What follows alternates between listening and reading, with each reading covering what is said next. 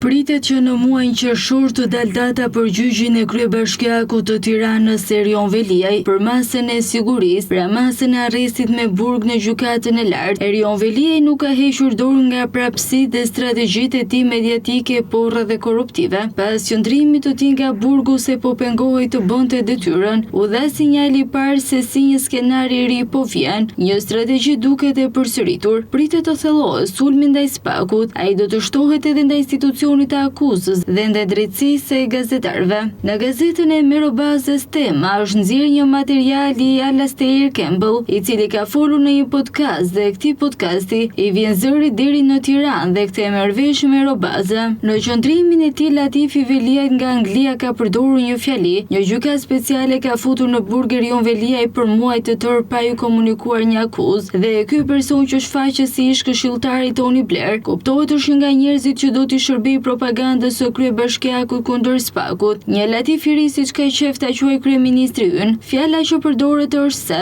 Erion Veliaj është pa akuzë. Mund ta pyesë dikush këtë këshilltarin, qoftë edhe Merobazën, qoftë edhe këta bashkibozukët e tjerë që bëjnë propagandën e kryebashkiakut të Tiranës, po Ilir Meta, me çfarë akuzë qëndron në burg, po Sali Berisha, me çfarë akuzë qëndroi deri në momentin që shkoi në gjykat. A mundet ta dinë këta persona sikur edhe të jenë infantil juridikisht se Erion Veliaj nuk ka një, por ka dyshime të arsyeshme për disa akuza. Janë gjetur fakte dhe prova për disa akuza e çështja po hetohet. E dyta, pse qëndron në burg? Përgjigjja është e qartë, sepse Erion Veliaj prishte provat. E pan të gjithë shqiptarët me përgjimet që i dolën nga burgu i Durrësit se çfarë bënte me median, propagandën, sulme ndaj prokurorëve të Spakut, me akuza se kishin marrë para, shpikje se ishin agjentura greke, sulme ndaj prokurorëve dhe gjyqtarëve që nga veshja, trupi, forma e flokëve deri në çështje familjare. Në fakt Erion Veliaj ndodhet në burg se ka dyshime të arsyeshme, ka fakte, prova, akuza që po vërtetohen dhe gjithashtu ai mund t'i prishte prova ndërkohë po hetohet. E këtë të njëjtë shfaqur në gazetën e Njeriut që pushteti i rilindjes e bëri miliarder Merobazës, ish këshilltari Tony Blair, Latif i ri, duke na thënë se s'ka akuzë Erion Veliaj, mbahet padrejtisht në burg. Të tjerë theksuan se duhet nxjerr nga burgu se kanë votuar qytetarët dhe duhet të rinë krye. Ky Erion Veliaj, sipas medias dhe propagandës që presim të rëndohet edhe ditën në vijim, derisa të dalë edhe vendimi i gjykatës së lartë. Ky është i pari që po del, një britanik, do të dalin amerikanët, do të dalin këta shqiptarët, kokat e ndritura të medias son, propagandistët për të ushtruar presion te prokurorit apo dhe gjykatës së lartë. Në fakt në gjykatën e lartë qëndron Sokol Sadushi, miku i ngushtë i Merobazës, që njihet si një partizan i hershëm i rilindjes, ka ish ministra të socialistëve, ka të tjerë gjyqtar të lidhur me pushtetin, të cilët ndoshta janë gati të shkelin çdo parim ligjor për të lënë të lirë një hajdut të kapur të gjallë nga Spaku. Në fakt kapja Erion Veliaj nuk është një lojë, nuk është një skem politike, është një luftë ndaj korrupsionit dhe ka mendje ndritur të cilët duan që Erioni ta kenë në krye të punëve të Bashkisë së Tiranës. Po a ka moral, ligj apo drejtësi që një i kapur si hajdut me disa akuza për korrupsion, pastrim të produkteve të veprës penale, të shkojë në Bashkinë e Tiranës për çfarë? Që të vazhdojë të vjedh, që të vazhdojë të firmos qendra miliona lekë për gruan dhe vjerën apo dajën e nusës, që të firmos paratë e qytetarëve të Tiranës për xhepat e tij, që më pas ajo la t'i bëjë të brendshme. Prandaj duhet që Erion Veliaj të shkojë në krye të Bashkisë së Tiranës, prandaj duan ta nxjerrin në gjykatën e lartë gjyqtarë të afër pushtetit, të cilëve tani po u shërben propaganda e sapo filluar e mediave të pushtetit, nga mediat e Erion Veliajt, nga ato që pam nga përgjime në burgun e Durrësit, mediat e korrupsionit, të inceneratorëve, që tashmë kanë me vete dhe fitoren e Partisë Socialiste,